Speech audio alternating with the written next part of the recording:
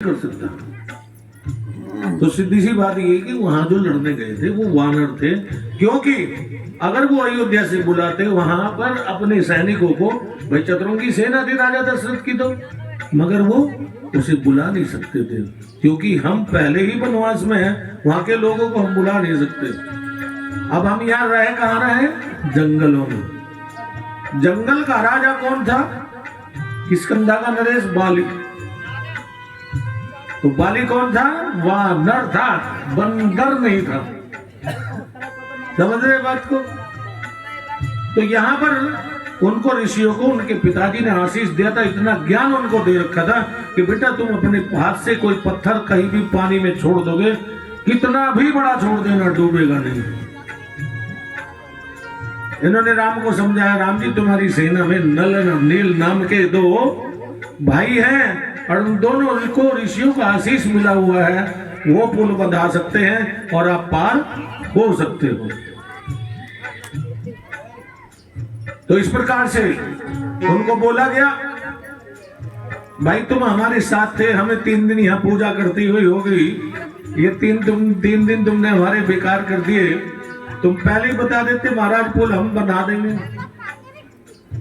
मगर हमारे समाज में एक बात और भी है ना, अपने आप कहते तो आप लोग कहते अपने मुंह में मुट्ठू बन रहे, और लड़काई वैसे, लड़काई माने बच्चे वैसे।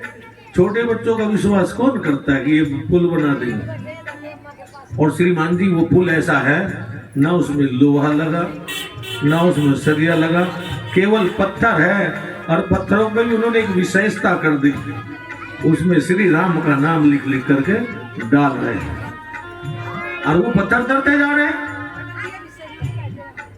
तो इन्होंने सोचा भाई राम के नाम में इतनी शक्ति है कि पत्थर तरते जा रहे हैं, तो राम ने सोचा कि भाई मैं भी अपनी तरफ से डाल के देख लेता हूं।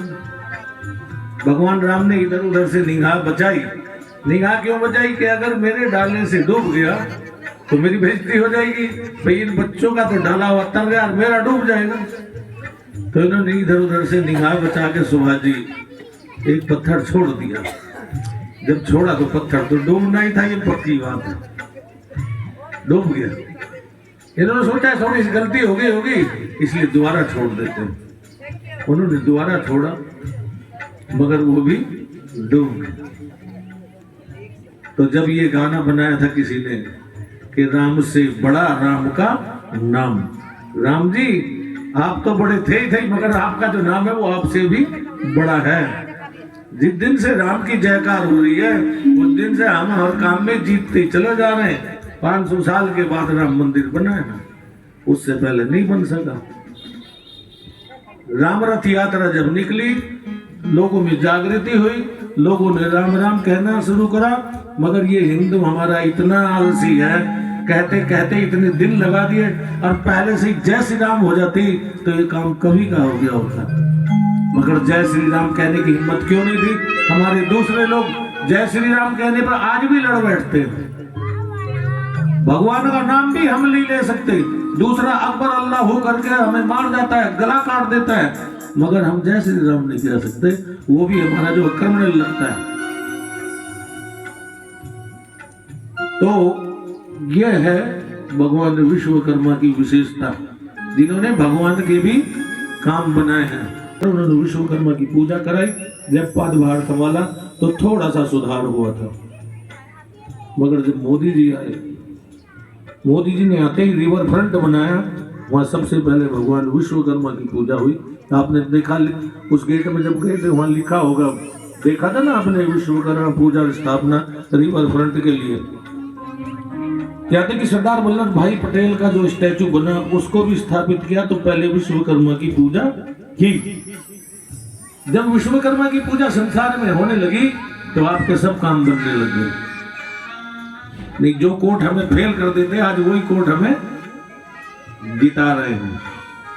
कोर्ट वही था, जगह वही थी, कुछ तो व्यक्ति भी वही थे, मगर उस समय उनकी हिम्मत नहीं थी। उस समय राम का मुकदमा लड़ने के लिए जज भी डरते थे, कहते महाराज हमें नहीं, किसी और को भेज दो, मैं इसका फायदा नहीं उठा सकता और मैं इसका जो है निर्णय नहीं दे सकता। डरते थे लोग।